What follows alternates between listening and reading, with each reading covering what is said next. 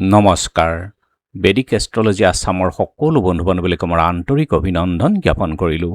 বন্ধু-বান্ধৱীসকল, মই আজি আলোচনা কৰিব গৈছোঁ যে কিছুমান মানুহ টকা পইচা যথেষ্ট থকাৰ পাছতো অপমানিত হ'বলগীয়া হয়।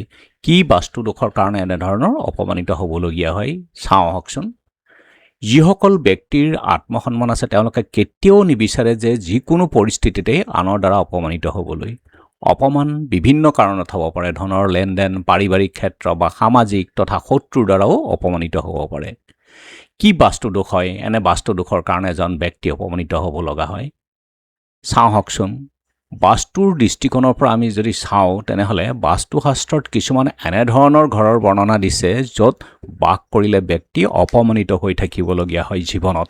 যদিহে ঘৰখনৰ পূৰ্ব দিশৰ সীমা যিটো আপোনাৰ বাউণ্ডেৰী ৱাল আছে বা কম্পাউণ্ড ৱাল আছে, কম্পাউণ্ড ৱালখন যদি চিধা হয় আৰু উত্তৰৰ ফালটো যদি কটা হৈ যায়, ঠিক চিৰিৰ দৰে উত্তৰৰ বায়ব্য কোণৰ পৰা যদি পশ্চিমৰ ফালে বৰ্ধিত হৈ পৰে, এনে বাসস্থানৰ গৰাকী সদায় বিভিন্ন কাৰণত অপমানিত হ'ব লগা হয়। আৰু ঘৰখনৰ উত্তৰ বা উত্তৰ ঈশান কোণ যিটো নৰ্থ ইষ্ট কোণটো যদি কটা হয় তেনেহ'লে গৃহস্বামী অপমানিত হ'ব লগা হয় বিভিন্ন কাৰণত। আৰু যি ঘৰৰ উত্তৰৰ পৰা বায়ব্য কোণটো মিলি বায়ব্য বৰ্ধিত হৈ যায় সেই বাসস্থানত বসবাস কৰা গৃহস্বামী অপমানিত হ'ব লগা হয়। আৰু যি ঘৰৰ নৰিত্ৰ ওখ আৰু নৰিত্ৰ আৰু দক্ষিণৰ মাজত দ কোৱা বা দ গাঁত আদি থাকে, অথবা নৰিত্ৰ আৰু পশ্চিমৰ ফালে কোৱা বা দ গাঁত আদি থাকে, সেই গৃহৰ স্বামীৰো অপমানিত হোৱা দেখা যায়।